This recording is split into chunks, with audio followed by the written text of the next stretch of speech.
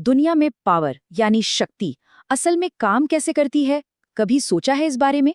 आज हम एक ऐसे ही दर्शन को समझने जा रहे हैं जो समाज को दो बहुत अलग-अलग हिस्सों में बांटता है। 98% वो लोग जो मांगते हैं और सिर्फ 2% वो लोग जो देते हैं।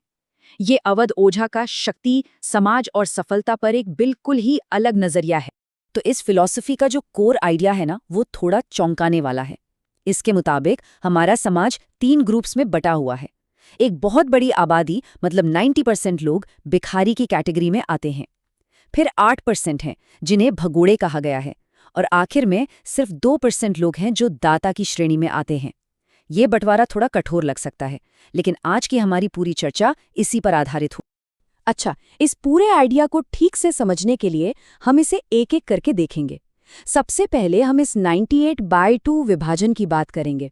फिर हम हर एक ग्रुप की मानसिकता को समझेंगे, 90% से शुरू करके 8% से होते हुए टॉप 2% तक पहुंचेंगे। और आखिर में हम उस रास्ते को भी जानेंगे जो शक्ति की ओर ले जाता है, और ये भी कि शक्तिशाली लोग अपनी पोजीशन बनाए रखने के लिए क्या करते हैं। तो चलिए शुरू करते हैं इस पिरामिड के बेस से, वो विशाल 90% आबादी जिसे स्रोत में भिखारी कहा गया है। अब ये शब्द थोड़ा हाश है ना, लेकिन ये समझना जरूरी है कि यहाँ इसका मतलब वो नहीं है जो हम आमतौर पर समझते हैं। तो असल में ये भिखमंगा है कौन? स्रोत ये साफ करता है कि इसका लेना देना सिर्फ पैसे मांगने से नहीं है। ये एक माइंडसेट है, कमजोरी की पोजीशन से कुछ भी मांगने का एक्ट, चाहे वो कुछ भी हो। मतलब ये हमेशा चाहने की एक हालत है। और ये कॉन्सेप्ट कितना वाइड है ये देखना बड़ा इंटरेस्टिंग है। कोई अगर प्यार मांग रहा है तो उसे भी भिखमंगा माना गया है। कोई अगर सम्मान चाहता है तो वो भी इसी कैटेगरी में है। ये एक ऐसी स्टेट है जो मांगने पर चलती है, और इस दर्शन के अनुसार ये एक ऐसा रास्ता है जो आखिर में दुख की ओर ही ले जाता है, क्योंकि आपकी खुशी हमेशा किसी और पर या किसी और चीज पर डिपेंड करती है। चलिए अब पिरामिड में थोड़ा ऊपर चलते हैं, जहां हमें एक छोटा लेकिन बहुत अहम ग्रुप मिलता है, 8% लोग जिन्हें भगोड़े या एस्केपिस्ट्स कहा गया है। ये वो लोग हैं जो एक अलग रास्ता चुनते हैं, दुनिया के संघर्षों से दूर भागने का। अब यहाँ भगोड़े का आइडिया बड़ा यूनिक है। ये वो लोग हैं जो समाज को छोड़ देते हैं, शायद साधु या संत बन जाते हैं, लेकिन वो असली आत्मज्ञान हासिल नहीं कर पाते। नतीजा, वो बीच में ही फंस जाते हैं। उन्होंने दुनिया यानी माया तो छोड़ दी, लेकिन वो अपने आध्यात्मिक लक्ष्य यानी राम तक भी नहीं पहुंच पाए। और अब हम पहुंचते हैं इस सोशल स्ट्रक्चर के शिखर पर, वो गिने चुने 2% लोग जिन्हें दाता कहा गया है। इस फिलॉसफी के अनुसार असली शक्ति का सार यहीं छिपा है। ये क्वोट इस पूरी फिलॉसफी के दिल में है, समझिए। मतलब ये कि प्यार, सम्मान, पैसा, इन जैसी चीजों की कीमत तभी होती है जब वो पावर की पोजीशन से आती हैं। जब इनकी भीख मांगी जाती है तो इनका असली मतलब ही खो जाता है। कभी सोचा इस तरह से? कमजोरी से मांगी गई कोई भी चीज अपनी कीमत खो देती है। इसे समझाने के लिए एक बड़ा पावरफुल एग्जाम्पल दिया गया है। जरा सोचिए, जब कोई शक्ति की स्थिति से देता है, यानी दिल खोलकर पैसा देता है, तो उसे सिर्फ सम्मान नहीं मिलता, उसकी लगभग पूजा होने लगती है। मतलब सिर्फ रिस्पेक्ट नहीं, उन्हें तो भगवान का अवतार ही बना दिया जाएगा। ये मांगने का ठीक उल्टा है। ये पावर का वो प्रदर्शन है जो दूसरों में श्रद्धा और एडमिरेशन पैदा करता है। तो ये रहा सीधा सीधा कंपैरिजन। मांगना कमजोरी है और ये दुख की तरफ ले जाता है, ये 90% की दुनिया है। और देना पावर है और ये सम्मान की तरफ ले जाता है, ये 2% की दुनिया है। ये माइंडसेट में एक बहुत बड़ा बदलाव है।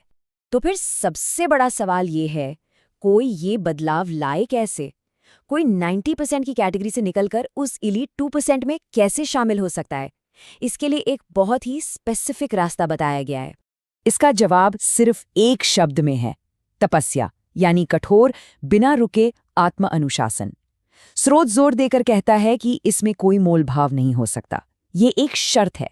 शक्ति का कोई शॉर्टकट नहीं है, इसे डिसिप्लिन की आग में तपाकर ही कमाया जा सकता है। तो इस डिसिप्लिन के 3 मेन पिलर्स बताए गए हैं। पहला, तपस्या को पूरी तरह से अपनाना। दूसरा, अपने कंफर्ट जोन को छोड़ने की हिम्मत करना, जैसे भगवान राम ने 14 साल जंगल में बिताए। और तीसरा, धर्म ग्रंथों में छिपे ज्ञान को खोजना। स्रोत में खास तौर पर हुक्म यानी डिवाइन विल को समझने के लिए जपूजी साहिब पढ़ने की बात कही गई है, ताकि जीवन को उसके साथ अलाइन किया जा सके। चलिए अब आते हैं हमारे आखिरी सेक्शन पर, जो एक ऐसी छिपी हुई स्ट्रैटेजी के बारे में है जिसे टॉप पर बैठे लोग अपनी पोजीशन बनाए रखने के लिए इस्तेमाल करते हैं। इसे प्रोटोकॉल कहा जाता है। तो ये प्रोटोकॉल आखिर है क्या चीज? स्रोत के मुताबिक ये एक तरह की अदृश्य ढाल है जिसे अमीर और शक्तिशाली लोग अपने चारों ओर बना लेते हैं। ये एक बैरियर है जो दूसरों को ज्यादा करीब आने से रोकता है। क्यों? क्योंकि अगर कोई ज्यादा करीब आ गया तो वो भ्रम टूट जाएगा। ये राज खुल जाएगा कि अरबों रुपए होने के बाद भी वो दुखी हो सकते हैं, जिससे ये साबित हो जाएगा कि पैसा हर समस्या का हल नहीं है। इस आइडिया को समझाने के लिए नेताओं का एक बड़ा सटीक एग्जाम्पल दिया जाता है। वो क्लासिक लाइन, नेताजी बिजी हैं, एक परफेक्ट प्रोटोकॉल है। ये व्यस्त होने का एक मुखौटा है, एक ऐसी दूरी जो लोगों को ये पूछने से रोकती है, भाई असल में व्यस्त हैं कहाँ? ये शक्ति के भ्रम को बनाए रखने का एक तरीका है। और ये हमें एक आखिरी लेकिन बहुत पावरफुल सवाल पर लाकर छोड़ देता है। अगर पैसा और पावर अक्सर दुख को छिपाने के लिए एक प्रोटोकॉल बनाने में ही इस्तेमाल होते हैं, तो फिर एक शक्तिशाली जीवन का असली पैमाना क्या है? क्या ये सिर्फ बाहर से देने की क्षमता है, या फिर ये डिसिप्लिन और आत्मज्ञान की अंदरूनी स्थिति है? ये एक ऐसा सवाल है जो इस 98 ऑन टू विश्व दृष्टिकोण के केंद्र में है और हम सभी के लिए सोचने लायक है।